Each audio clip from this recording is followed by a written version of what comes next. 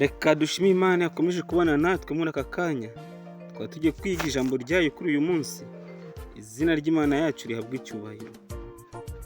Ubutumwa bwiza nk'uko bwanditswe na Mariko, icyo cyigisho turi kwigira hamwe muri iki gihembwe. Muri iki cyumweru dufite insanganyamatsiko ivuga ngo yarafashwe acirwa urubanza. Cyo kwibukwa kiboneka mu butumwa bwiza nk'uko bwanditswe na Mariko, igice cya 14 umurongo waho wa 36. Ati, abadata byose biragushobokera, undenze iki gikombe, ariko bigiye kuba uko njyewe nshaka, ahubwo bibe uko weho ushaka. Niyo magambo y'icyo kwibukwa turi kuzirikana cyane muri iki cyumweru. Kuri uyu munsi rero tugiye kurebera hamwe ingingo ivuga ngo ntikizibagirana. Mbere ko tujya mbere mu cyigisho cy'uyu munsi, reka dusenge Imana. Data wa twese uri mu ijuru, turagushimiye, turaguhimbaje, uhabwe icyubahiro. Tugushimiye ko wakomeje kubana natwe ukaturinda. Tugushimiye ko tujye kwigana ijambo ryawe kuri uyu munsi wa none. Nibyo dusabiye ubuntu mu izina rya Yesu Kristo umwami wacu. Amen. Reka dusome mu butumwa bwiza nk'uko bwanditswe na Mariko, igice cya 14 umurongo wa mbere kugeza uwa 11. Ni ibihe bitekerezo bibiri bihurijwe hamwe hano, kandi ni mu buhe buryo kimwe gitandukanye n'ikindi. Reka turebe muri Bibiliya zacu ubutumwa bwiza nk'uko bwanditswe na Mariko, igice cya 14, turebere hamwe umurongo waho wa mbere tugeze ku murongo wa 11. Maze dusome turebe ibitekerezo bibiri byahujwe ahangaha. Mariko 14 umurongo wa mbere tugeze umurongo wa 11. Haranditse ngo, umutwe w'amagambo aravuga ngo bajya inama yo kwica Yesu. Hari hasigaye iminsi 2, hakabaho iminsi mikuru ya Pasika, ariyo bariramo imitsima idasembuwe. Abatambyi bakuru n'abanditsi n'abashaka uburyo bwo gushyushya Yesu ngo babone uko bamufata bamwice, ariko baravuga bati, twe kumufata mu minsi mikuru bidatera abantu imidugararo. Yesu asigirwa amavuta mu nzu ya Simoni umubembe.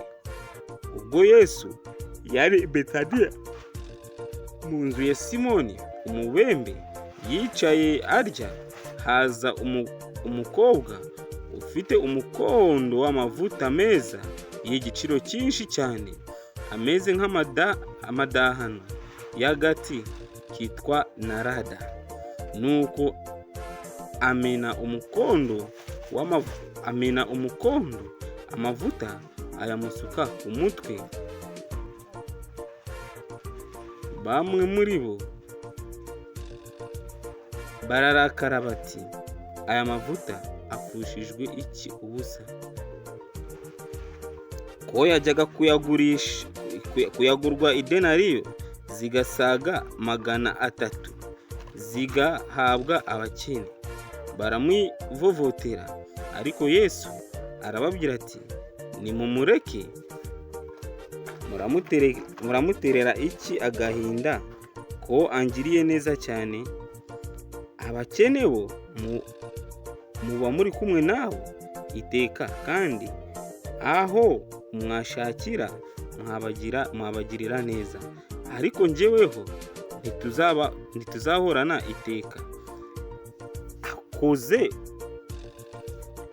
Akoze uko ashoboye, abanje kunsiga amavuta ku mubiri, kuwutunganiriza guhambwa.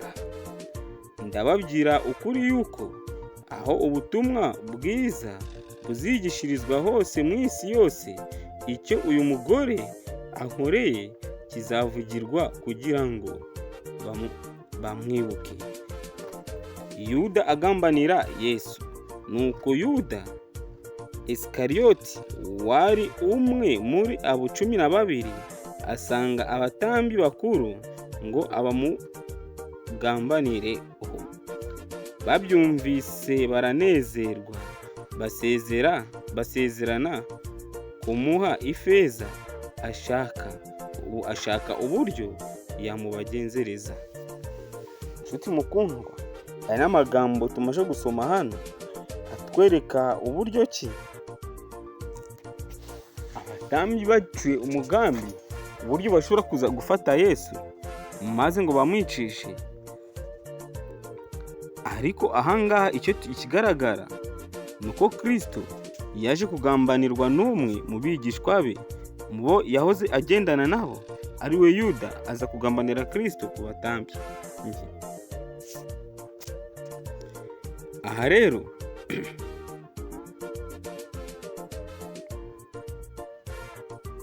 muri Mariko igice cya 14 umurongo wa mbere hagaragaza ko Pasika yari isigaje iminsi 2 ikaba.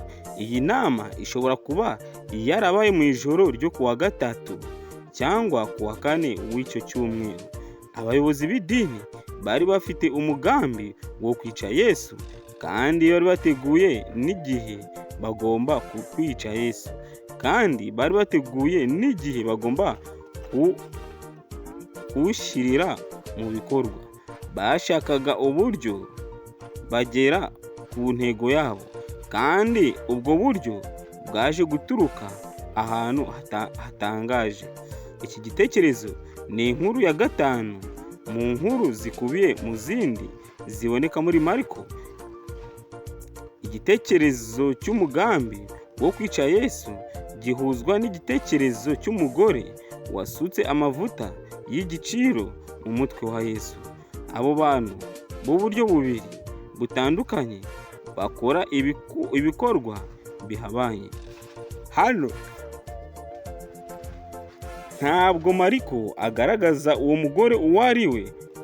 Impano itangaje yahaye Yesu ihabanye n'igikorwa cya Yuda cyo kugambanira umwami we. Uyu mugore ntabwo yavuzwe izina. Yuda avugwa nk'umwe muri 12. Agaciro k'impano ye karagaragajwe. Igiciro cy'ibyo Yuda yashakaga cyabazwe mu mafaranga. Nta mpamvu yihariye yagaragajwe yateye uyu mugore gukora ibyo yakoze, ariko abashyitsi bari muri iyo nzu bababajwe n'ibyo bise gupfusha ubusa umushahara w'umwaka wose mu gusuka amavuta kuri Yesu. Nyamara Yesu yashimye uwo mugore avuga ko icyo akoze kizahora cyibukwa mu butumwa bwiza n'ikintu kitazibagirana.